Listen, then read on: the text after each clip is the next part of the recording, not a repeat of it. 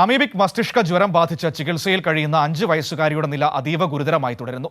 ചികിത്സയിലുള്ള കുട്ടിക്ക് സാധ്യമായ എല്ലാ ചികിത്സയും ലഭ്യമാക്കുമെന്ന് മന്ത്രി വീണ ജോർജ് പറഞ്ഞു.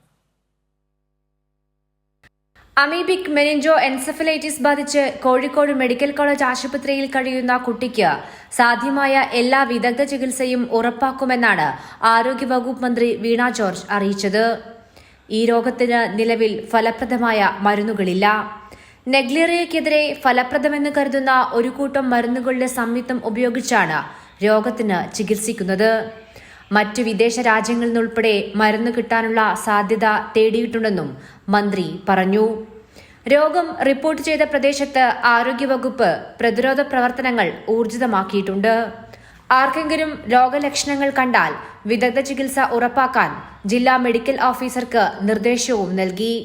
രോഗം സ്ഥിരീകരിച്ച കുട്ടിയോടൊപ്പം അന്നേ ദിവസം പുഴയിൽ കുളിക്കാനെത്തിയ 4 കുട്ടികൾക്കും സമാന രോഗലക്ഷണങ്ങൾ ഉണ്ട്. ഇവരും കോഴിക്കോട് മെഡിക്കൽ കോളേജ് ആശുപത്രിയിൽ ചികിത്സയിലാണ്. കൈരളി ന്യൂസ്, കോഴിക്കോട്.